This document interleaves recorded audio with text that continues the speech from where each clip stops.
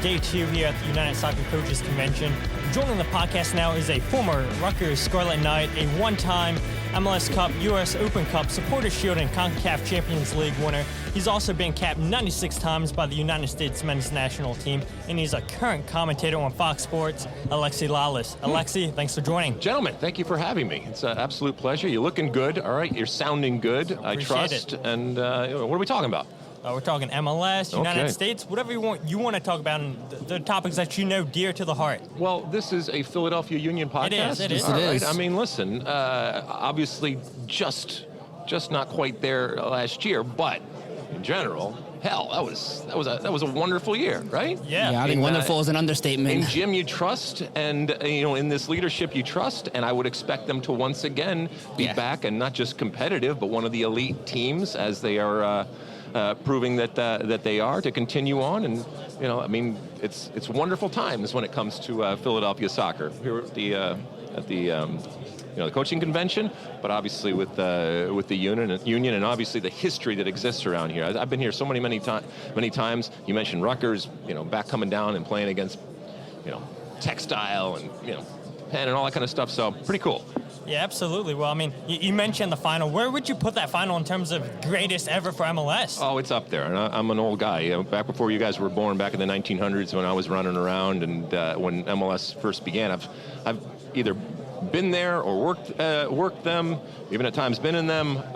That was incredible. And that was, I mean, by the way, what a 2 months with the MLS final and into the World Cup and all that kind of stuff. I mean, the soccer gods said, we're going to give you some drama. We're going to give you some theater. We're going to give you some things to talk about. And I know from Philadelphia perspective, it didn't end up the way that you wanted it, but you did give us a hell of a game and one that's going to be remembered for a long time. For a lot of people, they were coming out of this saying, best final ever. Yeah, absolutely. I mean, all it does is help MLS grow, and that's all we can ask for as fans. Like, yeah, of course, as Union fans, we want the Union to win, but I think you got to look at the bigger picture. You want MLS to continue to grow, and so a final like that, of course, it's going to bring eyes, and then we have the new Apple deal coming into play this season where you can watch it worldwide. What are your thoughts on the Apple deal coming into play? So I watched, like you guys did, the announcement that came, a lot of announcements in terms of television and broadcasting, and we at Fox are very excited about our linear deal, but I look at it from a big picture perspective, and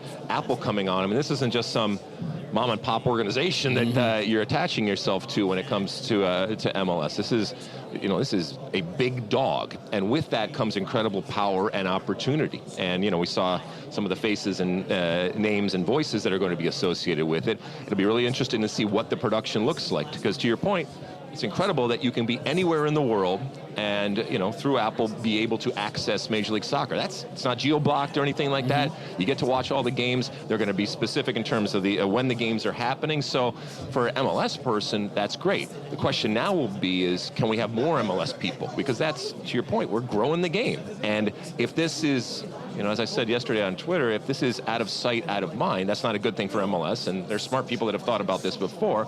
But if this is a platform that young people like yourselves and others out there already are comfortable with when it comes to streaming, that's important, because that's a coveted type of age group going forward. But we want as many people to come into that MLS tent as possible. It's not that there's not soccer fans in the United States, it's that there's not enough MLS fans. Yeah, agreed.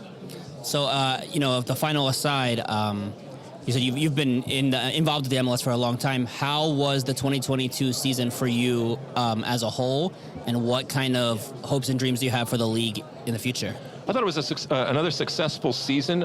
We had, whether it was teams come online, stadiums come online. Each year we have this thing to look forward to that's above and beyond the actual game. The game's the most important thing, but this year, for example, coming forward, I was just in St. Louis last week, and that's going to be incredible, because St. Louis has an incredible soccer history, but what they've done with the stadium and the training facility, all downtown, offices downtown, is unprecedented. That doesn't exist in MLS and in a lot of places around the world.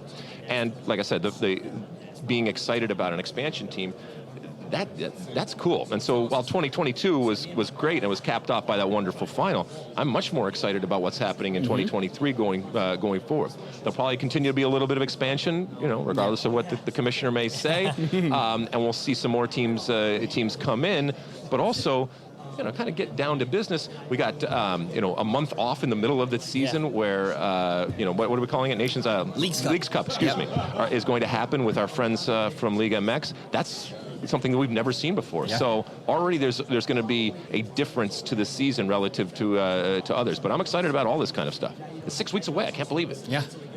Yeah, I mean, the season, like you said, we have the final, then we go into the World Cup, and now preseason's already here, and we're going to be having this conversation like, I can't believe we're already at the 2023 final for MLS. I mean, it just seems like the days go by so fast. Right. And, of course, you guys have the Women's World Cup this summertime. Are you excited for that? Can't wait. I can't wait. We were just, on a panel with myself and Carly Lloyd and Heather O'Reilly and the great JP Dellacamera. And, we were talking about it, and it kind of dawned on all of us that, first off, it's 6 months away. Yeah. Okay, usually when we finish a World Cup, we have a year before the Women's World Cup, which also means, by the way, that the 26th World Cup is only 3.5 years away. But, in 6 months, we're going to be down there in Australia and New Zealand. Our women's national team going for 3 in a row, unprecedented, never been done, men's or women's. But also, Vlatko Andonovski going through some changes here and almost a changing of the guard. And we're going to see if this next generation picks up where the last two have left off. And the reality is, guys, that the world's coming for us. I told this story earlier, but I was out at dinner last night, and I was with 4 English women. And I asked them, if you had to put all of your money on one team winning the World Cup, now, this isn't about your heart. This is like your money, okay? So this is just about winning money. What would you do? And every single one of them, without missing a beat, said England, England, England, England, England. So they're feeling good about themselves right now, and that's a good thing for the game. Yeah. It's a good thing ultimately for the U.S. But they're coming. They won the Euros, and now they feel like, all right, that's something that's checked off. And now they go down to Australia and New Zealand, wanting to spoil the party, as it were, when it comes to the women's national team and their possible three-peat. Yeah, I think one thing you were talking about on the panel is how the World Cup in Qatar is probably the last one of a single nation, where we know in 2026 it's going to be 3 countries. You have New Zealand and Australia for the Women's World Cup. Do you think that's a good idea, or do you think that it should just be one country? I tell you what, I mean, we talked about the Qatar, and it's just this small little country.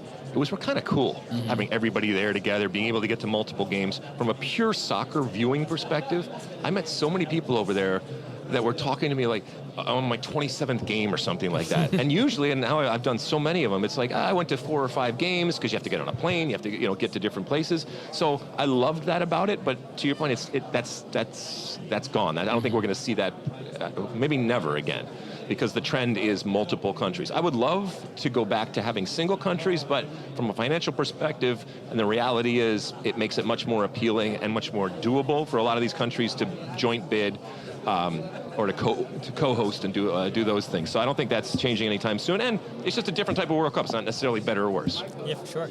So on the panel, you joked about how you thought it was going to be about the Reynas. Do you want to talk about that a little bit? You want to talk about what happened and how you view the situation? I don't have any inside information or any more information as to where I haven't looked at my phone or anything, so maybe things have happened. And in this day and age, it seems like something's happening day in and day out. I think where I come out on it is that it's incredibly sad. It's incredibly sad for the people involved, the principals. It's sad for the families involved. It's sad for the United States Soccer Federation and for ultimately soccer in general. I want what's good for soccer, and you guys want what's good for soccer. We want to be talking about positive things. I mentioned that we have a World Cup in 6 months. We're hosting a World Cup in 3.5 years. That's where our focus and energy should be, not on this soap opera. And I get it. Look, I'm as interested and as curious as anybody else, and I know it's titillating, and that's what sells. I get it. I work in the industry, and I'm going to talk about it because that's what people are talking about. But it's a needless, self-inflicted wound. Like this was avoidable. Some of the stuff is just unavoidable, and it just comes with the territory and history. Some of the stuff we can avoid, and this is it's ugly. It makes me not only sad, but it makes me angry for ultimately how this has impacted the people involved. I don't know how this is ultimately going to be solved going forward. We don't have a national team coach right now. Right. In terms of Greg Berhalter is still being assessed, and the outcome of this investigation is going to tell a lot.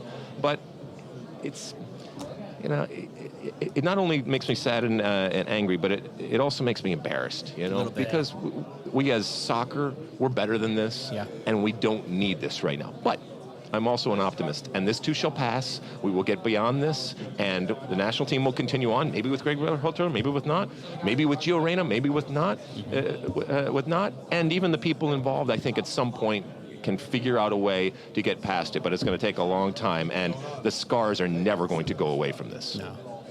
Yeah, agreed. Well, before we let you go, let's switch the topic back to MLS. Sure. Because, like you mentioned, Philadelphia Union podcast, and we sat on a panel with Ernst Tanner, the sporting director for the Philadelphia Union, and he said, somebody asked, in the next 10 to 20 years, do you believe MLS could be pushing for that top 5 league in the world? And he said, yeah, I think they could be right under it. He thinks right now MLS is the 10th best league in the world. Okay. Do you think that's crazy that MLS could be pushing for a top 5 spot? No, I don't think it's crazy that he thinks we're 10th best. I would even put it higher, having said that. Yeah, I mean, look, remember, you guys are maybe not old enough, but there was a time when all the focus and energy was in Serie A over in Italy, right? Yeah. And the Bosman ruling came out, and the European community opened up, and there was this migration that happened to England, all right? People did not go to England because of the weather and the food, okay? They went because of the money and because of what they were creating there in terms of the EPL. And what did they do? They created the most popular league in the world. A migration my point is that a migration like that can happen, and it can happen again, especially when that migration has you coming to North America and the United States, and you're getting paid, you're in a safe environment for both you and your family. All of the different things that make this the greatest country in the world, all of the different things that make this a country that so many people want to come to, that can be incredibly enticing to a generation of player going forward. And if you don't miss out in terms of credibility with your national team, if we're talking about foreign players, that's going to be huge. So Ernst, I think, is trying to see ahead and maybe see around the corner. If you're able to do that, now you're cooking. Now you're cooking, because it can happen. Another migration can happen where all of the focus of not just the United States, but the focus of the world can come to a league like Major League Soccer, and that would be wonderful. It's always going to be uniquely American, as you guys know and you guys talk about, and that's nothing to apologize for by any stretch of the imagination. As a matter of fact, I think we should lean into it,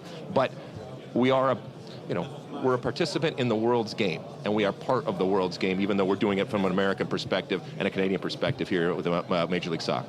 Last one, did you see the league that Gerard Pique has created? Yes, yeah. And the fact that they use the old MLS-style run-up PKs. Right, I love it. I love people that are thinking a little bit differently, thinking outside the box. I mean, we are very protective of our game. We understand that, right? We even call it our game, which in and of itself makes it very kind of exclusionary, and we don't want to do that. It is the game, right?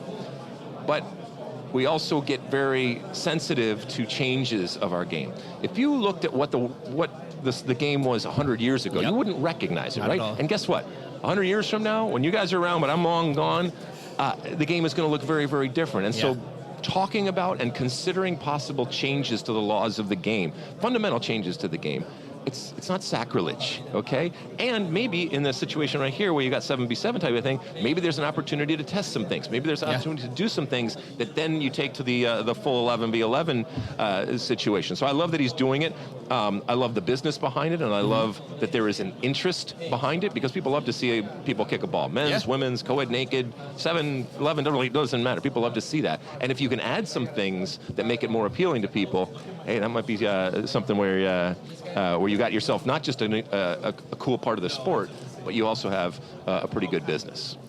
Yeah, I couldn't agree more. Well, Alexi, it's been a blast having you on the podcast. Thank you so much for stopping by and coming into Philadelphia. It's always a blast having you in town, and hopefully we get you out to a Philadelphia Union game this season. Well, listen, I say this when I come in contact with people like you, is that a lot of us that kick the ball get a lot of credit for the process and the evolution and the growth of the game. But the reality is that everybody is doing this. And what you guys are doing, even just sitting here in front of microphones talking about the game and your affinity and your connection to not just your team in Philadelphia, but to your city and to your area here, that pushes the game forward. So thank you for everything that you are doing and continuing to doing.